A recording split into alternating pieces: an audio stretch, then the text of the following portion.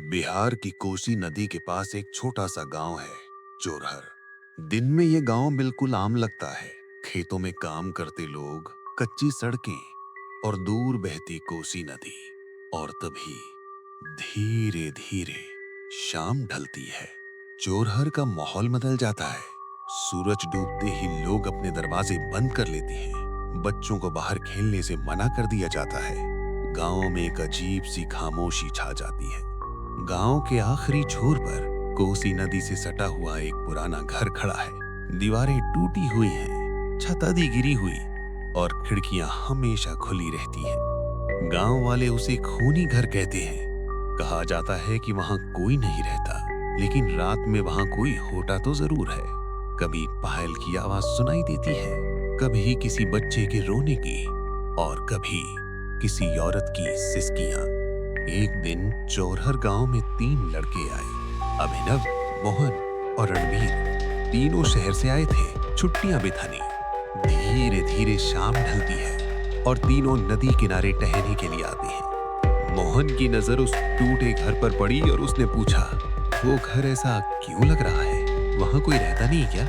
पास खड़े एक गांव के लड़के ने धीरे धीरे डरते हुए कहा, उधर मत देखो, वो अच्छा घर नहीं है।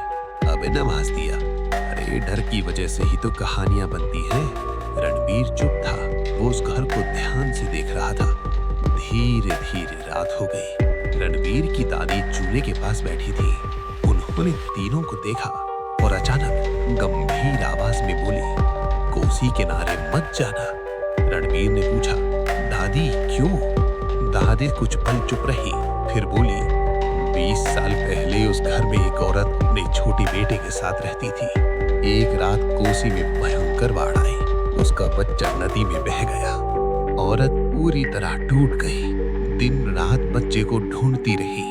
फिर एक रात उसी घर में उसकी मौत हो गई और तभी से हर अमावस की रात वो औरत अपने बच्चे को ढूंढने निकलती है। उसी समय बाहर से अचानक पायल की सल्की आवाज आई।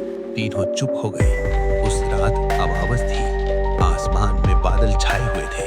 नदी की आवाज अजीब लग रही थी। अभिनव ने कहा, चलो बस बाहर से देखकर लौट आएंगे। थोड़ी देर बाद तीनों टॉर्च लेकर कोसी वाले खूनी घर की तरफ चल पड़े। जैसे जैसे वे पास पहुंचे, हवा ठंडी होती गई। नदी बिना हवा के हिल रही थी। अचानक घर का दरवाजा अपने आप खुल गया और तभी अचानक अंदर से धीरे धीरे एक औरत की आवाज आई, क्या तुमने मेरा बच्चा देखा है? तीनों के पैर डर से वहीं जम गए। घर के अंदर फर्श गीली थी, दीवारों पर नाखूनों के निशान थे। कोने में टूटी हुई चूड़ियां और एक पुरानी साड़ी पड़ी थी। अचानक टॉर्च बंद हो गई। अंधेरे में किसी के चलने की आवाज आई, फिर बच्चे के रोने की आवाज गूंजी। टॉर्च फिर जली। उनके सामने एक औरत खड़ी थी। उसके बाल भीगे हुए थे, सफेद साड़ी शरीर से चिपकी और गोद पूरी तरह खाली। उसकी आंखें पूरी तरह काली थीं। वो धीरे धीरे मोहन की तरफ बढ़ी। अचानक घर के अंदर पानी भरने लगा। कोसी का पानी दीवारों से टपकने लगा। मोहन फिसल गया। औरत ने उसका हाथ पकड़ लिया। उसके मुंह से निकला, तू ही मेरा बच्चा है। अभिनव और रणबीर डरते मारे घर से बाहर भागे। पीछे से औरत की हंसी और बच्चे का रोना सुनाई दे रहा था। घर जोर जोर से हिलने लगा। फिर अचानक सब शांत हो गया। सुबह गांव वाले कोसी किनारे पहुंचे। खूनी घर फिर से सूखा था, लेकिन बाहर मोहन की चप्पल पड़ी थी और नदी में एक नई लाश तैर रही थी। रणबीर की दादी ने नदी की तरफ देखकर कहा, वो फिर से अपने बच्चे को ले गई।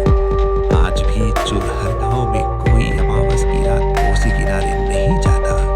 लोग कहते हैं अगर रात में नदी से पहले पायल की आवाज आए तो समझ लेना कोसी किनारे की परछाई फिर जाग चुकी है।